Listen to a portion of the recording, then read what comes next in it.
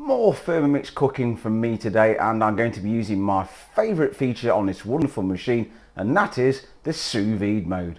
I'll be sharing with you what I think is a restaurant standard dish made that bit easier with the TM6 and just using a few ingredients.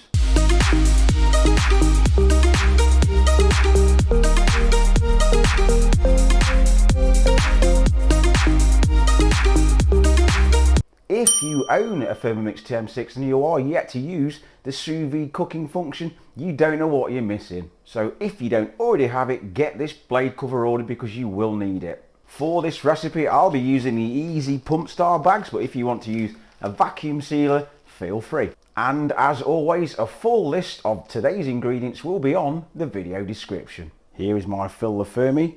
Have you got a pet name for your Thermomix?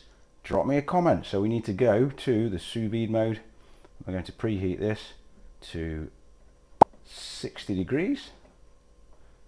Let's put that on for probably an hour and a half. Just make sure you've got that blade cover in at this stage. Right, let's make our little mix. Get yourself a glass bowl and go in with 2 to 3 tablespoons, depends on how hot you like things, with either Sriracha sauce or a substitute is Gochujang, like a red bean paste. So I've got a little bit of Thai flavour going on here. It sticks like to a blanket. And then the juice of a lime, about 2 tablespoons. 2 tablespoons worth of honey. Lovely, nice bit of sweetness there. And 3 tablespoons of butter, salted or unsalted, it's up to you. And last but not least, about a teaspoon of soy sauce. Mix everything well with a fork until well combined. So here, as I mentioned, is my already bagged chicken. I've just managed to squeeze it into one of the small bags because we haven't not got a great deal of room in the Thermomix, so we've got to try and get it squeezed in.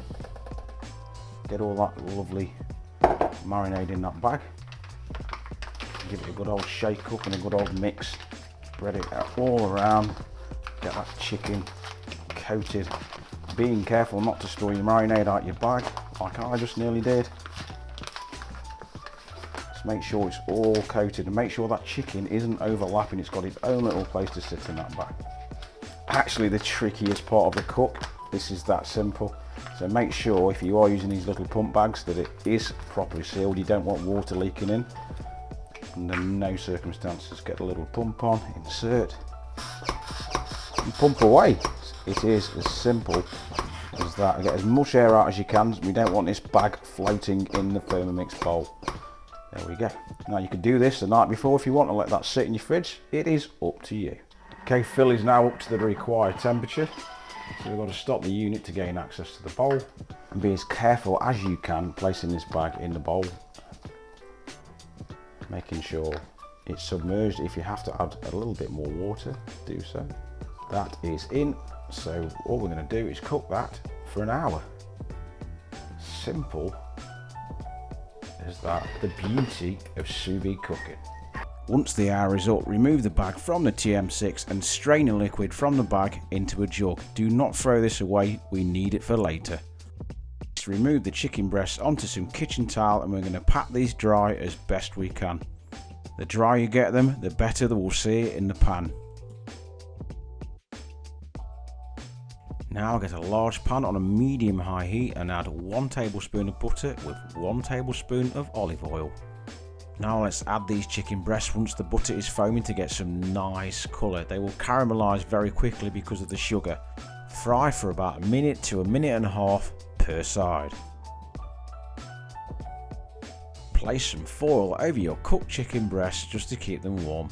Now let's get this delicious sauce made. Add your reserved juices from the bag to your pan and boil off until it's reduced to a consistency of your liking.